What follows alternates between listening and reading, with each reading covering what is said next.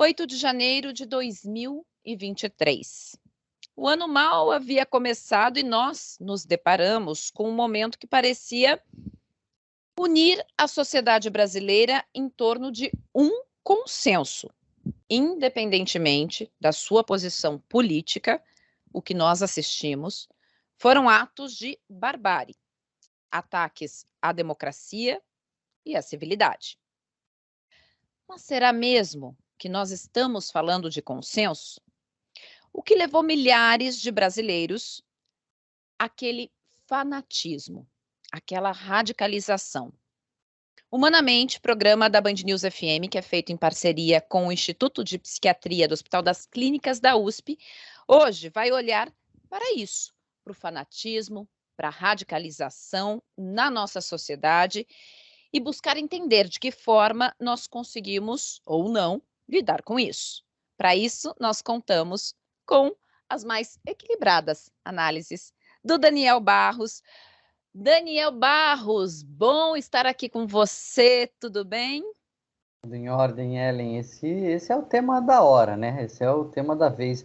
Eu vi muitas análises políticas e pertinentes, né, sobre esses movimentos, o que significa em termos de partidos, em termos de política, em termos sociológicos. Mas tem um elemento aí que eu acho que está faltando, né, Ellen? É como uma pessoa decide mudar a sua vida sabe, sair da sua casa e viajar para entrar num lugar e destruir uma coisa que é patrimônio público. Quer dizer, que processo é esse que leva um indivíduo a fazer essa jornada, né? Como que a gente pode pensar sobre essas pessoas? Eu acho que está na hora de a gente refletir um pouco sobre isso, né? Esse processo que é conhecido aí na literatura psicológica, psiquiátrica, como radicalização.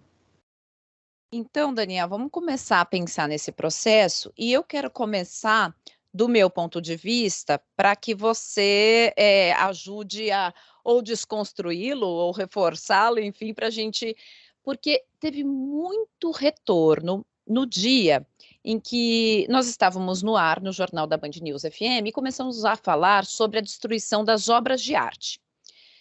Houve ali destruição de uma série de obras de arte, e a mim, como jornalista e como quem também estudou ciências sociais, me chamou muita atenção da destruição dessas obras de arte, porque elas pareciam trazer um componente muito forte, desse fanatismo, que é o ressentimento. O ressentimento de quem, ao destruir uma obra de arte de Di Cavalcanti, poderia não saber que se tratava de uma obra de Di Cavalcanti, mas sabia que se tratava de arte, de cultura, e sentia-se, diante da cultura, estar perdendo um privilégio. Nos últimos 4 anos, nós vimos no país a cultura ser fortemente atacada. Não só a cultura, como o teatro, a música, mas a educação, né? A educação formal, a academia, a pesquisa, a ciência, e não me parece que isso era uma coincidência, me parece que havia aí um componente de ressentimento. Quando a gente quer entender o fanatismo, nós precisamos olhar para o ressentimento, Daniel? Eu acho que o ressentimento, ele é uma palavra importante, porque ele é uma semente do comportamento extremista. Ele é uma das pedras fundadoras do fanatismo e da radicalização. Porque, se a gente pensar bem, Ellen, não tem ninguém que esteja satisfeito, que esteja tranquilo, que esteja de bem com a vida, que esteja feliz, apesar dos problemas. Não estou falando, ninguém está no mar de rosa, nem no Brasil, nem lugar nenhum do mundo. Né? Assim, o mundo não é um lugar sem dor. A gente sempre tem uma tristeza aqui, uma coisa que poderia estar melhor ali.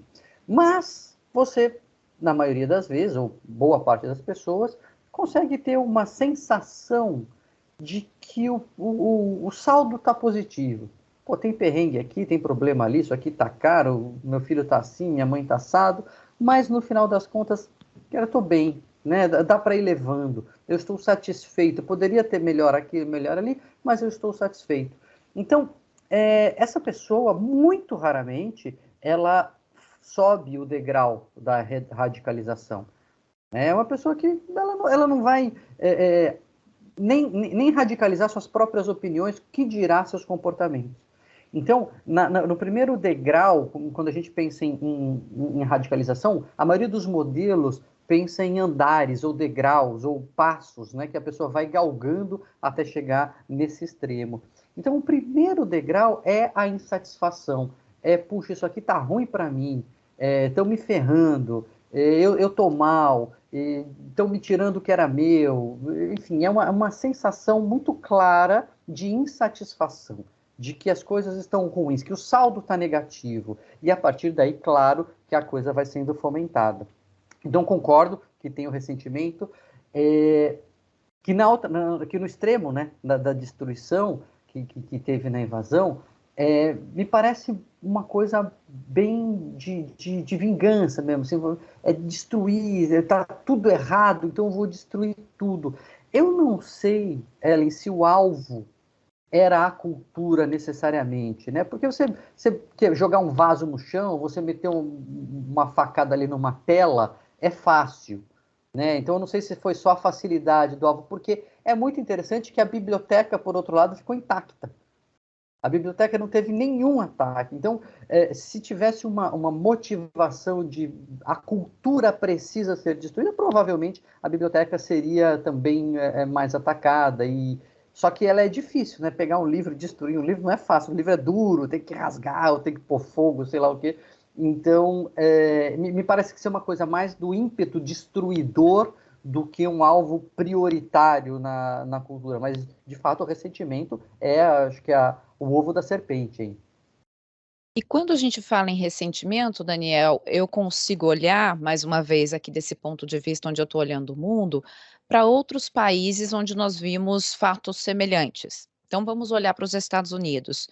Quando o trumpismo ganha fôlego nos Estados Unidos, nós falamos de uma cultura onde o ser predominante está perdendo o seu espaço, ou seja, o homem branco heterossexual. Aquele homem que por anos estava empregado, na indústria, começa a perder emprego, começa a ter índices de desemprego. As mulheres começam a se colocar socialmente, muitas delas preferem ficar solteiras, não querem mais casar. A gente começa a ver um certo questionamento na estrutura hierárquica da sociedade. Aqui no Brasil, a gente houve um período de inclusão social também, né, com pessoas que não estavam habituadas a frequentar bancos universitários, chegando a esses bancos universitários, você começa a ter certos questionamentos, uma classe C que surge por aqui. Isso de fato incomoda ou isso é mais discurso político, não tem nada a ver com isso? Eu digo, esse ressentimento, ele vem alimentado por por pessoas que estão perdendo ou se sentindo incomodadas porque podem perder privilégios? Claro que, como a gente está falando de gente, isso tem uma distribuição normal na sociedade. Tem gente que adora, tem gente que odeia, a maioria está na média, mas a mudança incomoda, tende a incomodar. A gente vê, eu que estou mais velho agora, já com a minha barba mais esbranquecida, eu vejo os meus amigos, por exemplo, reclamando dos jovens de hoje em dia. Eu não acredito, cara.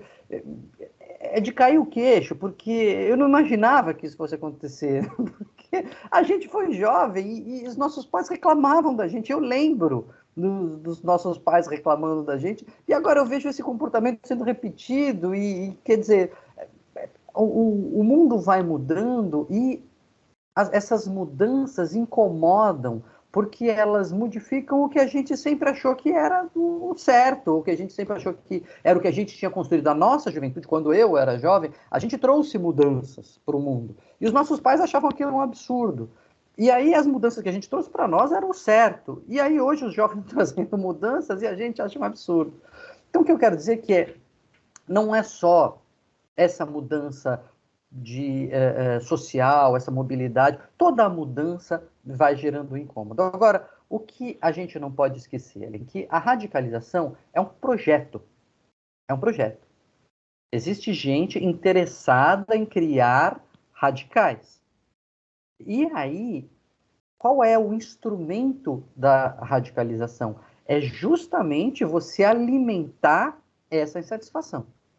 Porque se o discurso for, gente, vamos lá, a mudança acontece mesmo, a gente daqui a pouco morre, e aí o mundo vai ser o que eles estão criando, o mundo vai ser assim, a gente mudou também, eles vão mudar, enfim, se a gente faz um discurso de meio que, olha, as coisas estão assim e vamos em frente, vamos fazer o melhor possível, em vez de a gente lutar contra o que está mudando, vamos lutar pelo que ainda precisa mudar, se a gente traz esse discurso, você lida de uma maneira com essas mudanças. Agora, se você fomenta de uma outra maneira. Não, isso é um absurdo mesmo, os nossos valores estão sendo destruídos, nunca mais o mundo vai ser como era antes, a gente tem que resistir, estão querendo roubar o nosso espaço. Você vai gerando naquele insatisfeito um ressentimento.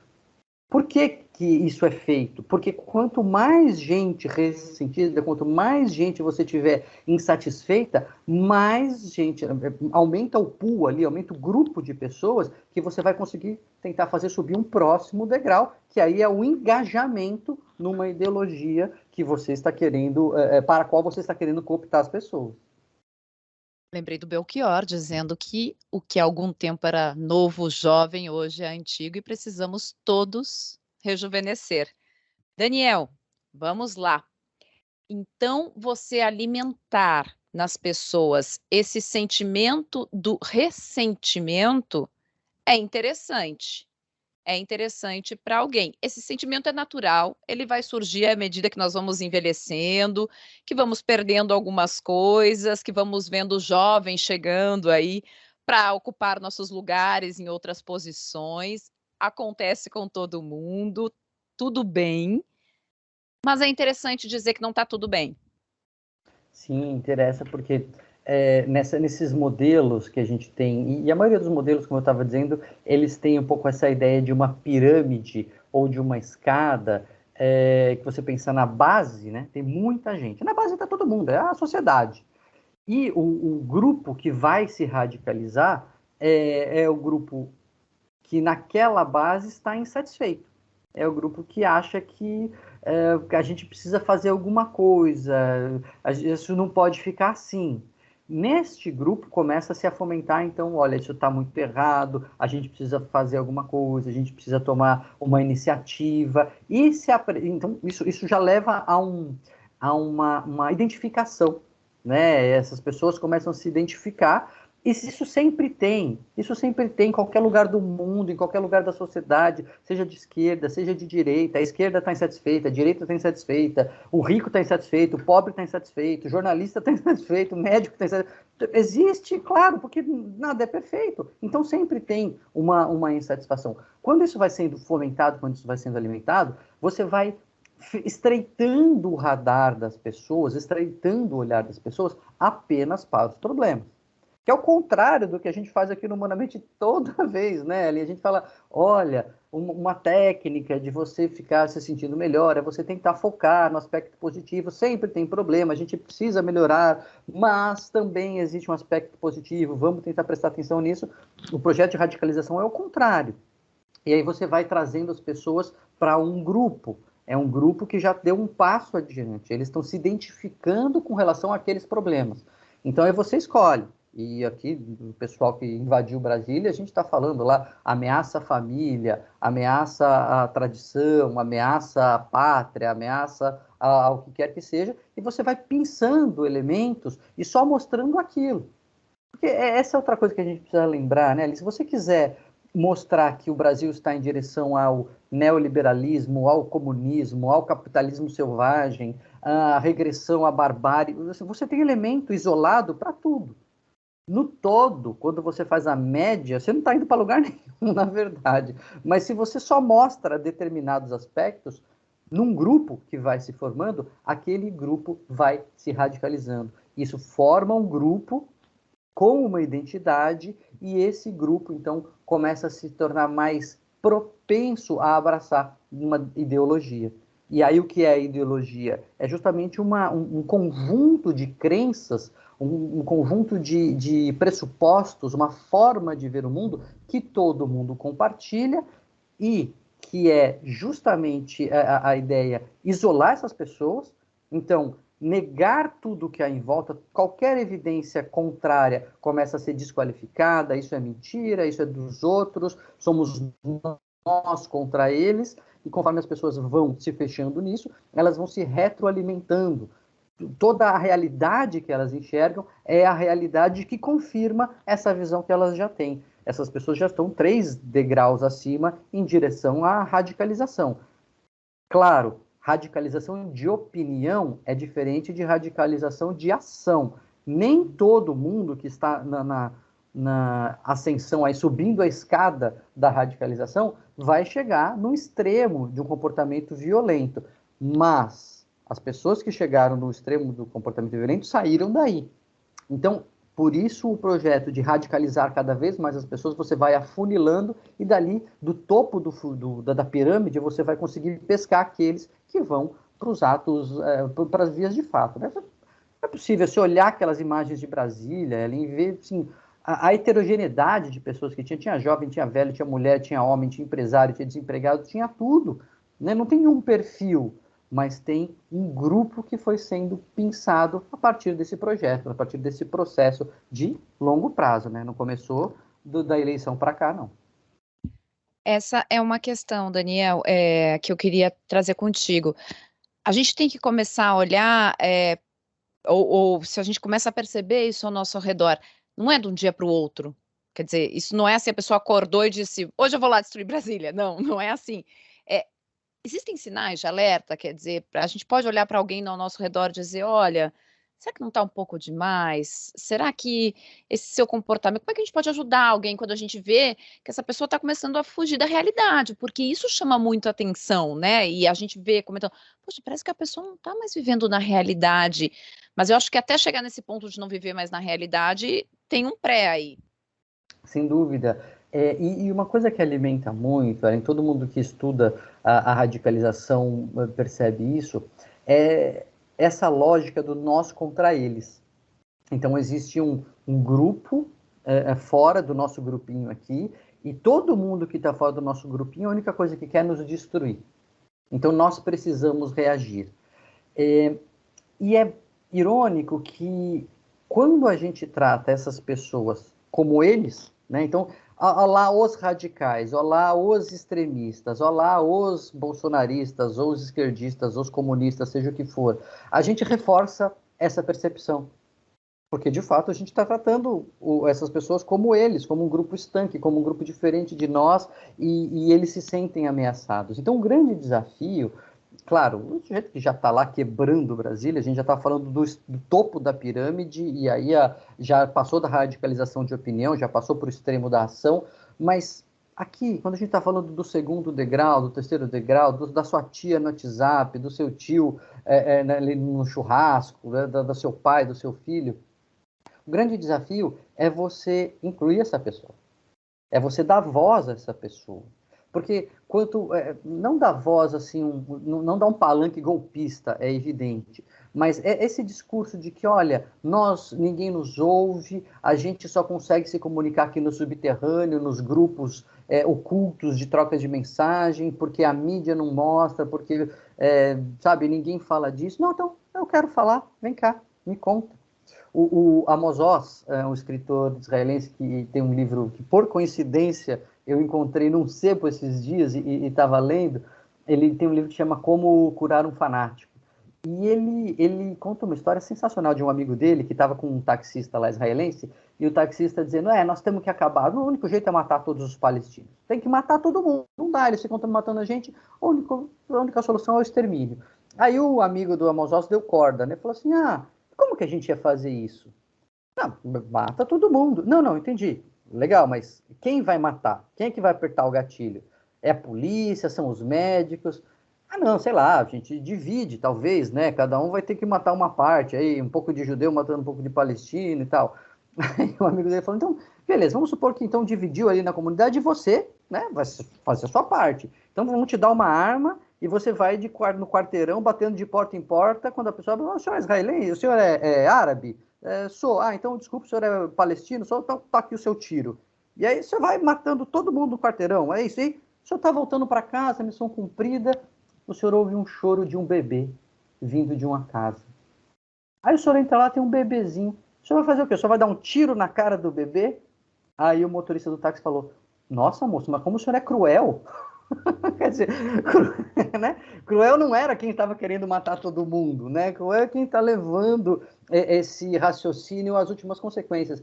Então, dar voz, deixar que essas pessoas falem sobre isso, para a gente ouvir e para que as pessoas se ouçam, pode ser um caminho. Nisso que você está falando, você está vendo alguém indo para o caminho da radicalização? Então me explica, como é que vai ser isso? Então você vai lá entrar, vai invadir Brasília. Quem que vai governar depois que você invadir Brasília? Quem que vai assumir a caneta? Como é que vai ser? Vai ter congresso? Não vai ter congresso? Vai depor todo mundo? Vai ser um golpe militar? Os militares vão deixar o presidente? Vamos esmiuçar aqui o negócio. A pessoa se perde. Então, um dos caminhos é a gente tentar, na medida do possível, não estou dizendo que é fácil, mas a gente incluir e não só excluir, porque essa exclusão só reforça a sensação e a narrativa do nós contra eles. Antes nós estávamos falando sobre como tentar dialogar ou tentar não deixar as pessoas que nós estamos vendo indo para este caminho do fanatismo seguirem aí esse rumo. E aí você falava sobre a possibilidade de diálogo e diálogo real, ou seja, no diálogo real a gente tem dois ouvidos e uma boca, né? A gente ouve o outro. O caminho está por aí, está em ouvir o outro, o que mais a gente pode fazer? Eu acho que isso é um caminho importante, sabe, Ellen? Porque a rigor, a maioria das pessoas não é fanática. A maioria das pessoas não está nos extremos. A maioria das pessoas está em algum lugar no meio termo, um pouco insatisfeita. Não está todo mundo um pouco insatisfeito? Claro, como eu falei, a vida não é perfeita. Esse é o grande alvo, esse é o grande, acho que é o grande campo que a gente tem que trabalhar, porque daí, estimulando a insatisfação dessa maioria que os projetos de radicalização conseguem engajar parte desses insatisfeitos e aí radicalizar parte dos que estão engajados. Então, acolher essa insatisfação, buscar um caminho e um diálogo, tá bom, então quais são os caminhos? Você que está se sentindo ressentido, você que está se sentindo sem oportunidade, como que seria a oportunidade, como que a gente poderia construir um caminho melhor? E ao mesmo tempo, Ellen, uma coisa que desmobiliza essa escalada de violência, essa escalada de radicalização, é a sociedade mostrar de forma muito clara e indubitável de que isso não é aceitável no nosso meio. E a gente não vai aceitar que isso não é um caminho, que isso não é uma possibilidade. Eu acho que essa é uma reação que eu tenho visto legal no Brasil, que eu acho que eu tenho visto bem feito. Né? Então vamos todos os governadores de oposição, de situação, e se juntam ao presidente e dão as mãos e andam falando assim, aqui a democracia vai ganhar. Aí artista que diz que tá certo invadir o golpe, tem show cancelado. Né? E aí teve uma banda que um sujeito da banda disse, eu sou a favor, acabou a banda, né? Porque a banda não vai aceitar esse tipo de coisa.